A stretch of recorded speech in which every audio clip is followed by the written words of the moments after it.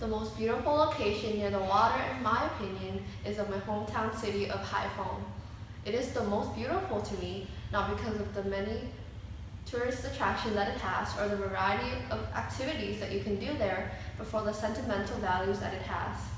When I was in second grade, my family had to move to Hanoi due to my dad's work, but Haiphong will always have a place near and dear to my heart.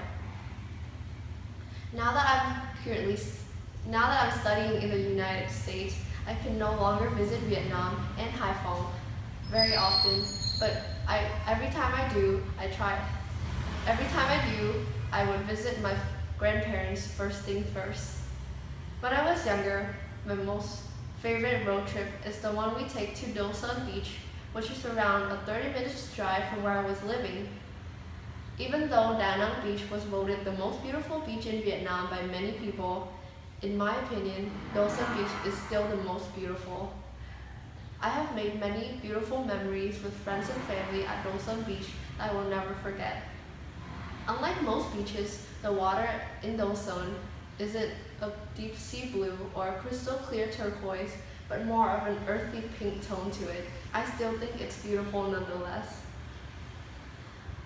After having fun in the sun and splashing around in the water, my family would go to the shore and enjoy the abundance of seafood that Do Son Beach has to offer. All the restaurants are wonderful, and I have tried eating at almost every restaurant. I love all these memories that I was able to make with my family, and I wish that I could go back and make some more in the near time. Thank you for listening. Bye.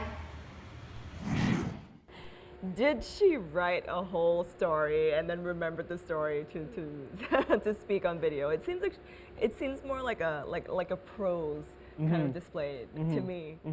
I wonder if she was reading cue cards or if she had memorized it, but yeah. But I was very impressed. I mean, she said that she studies in the U.S. and before she said that, I was thinking she has a very, very nice American accent, and that explains exactly why. That explains really, why. really natural. Yes. Yeah. And she said, crystal clear turquoise water, very, very visual. Yeah, lots of really visual. So fun in the sun, splashing around in the water, an abundance of seafood. I mean, really, really outstanding vocabulary. Anything that she can improve on? I think perhaps her speed again. It seems like maybe she had practiced or rehearsed a little bit too much. Yeah. So there were parts where I noticed maybe she could have connected it a bit more instead of pausing. But I mean, a very, very small criticism. I think she's outstanding. I think, it's very outstanding, and she's amazingly cute, and people are gonna love her. So to sum up on the topic of environment and climate change, what are some of the vocabulary as well as the phrases that you think people can remember? I think a nice one is to go green. Go green means you really try and be environmentally friendly.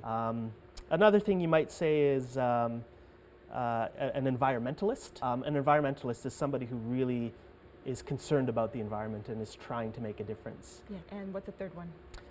This was often used in the past. So somebody who protests against issues, you might say, is a tree hugger. A tree hugger. A tree hugger. Because in the past there were forest companies who tried to cut down trees, and people would form a circle around the tree and hug it to avoid getting the tree cut down. So I mean, it's a bit out of date now, but you could say somebody is a tree hugger if they're really a hardcore environmentalist. Absolutely. So thank you, Dan, for sharing with us some of the very, very useful tips. My pleasure. As well as on the environment.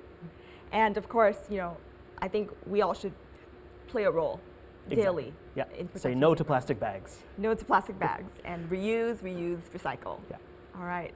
So guys, that's it for this episode with Dan.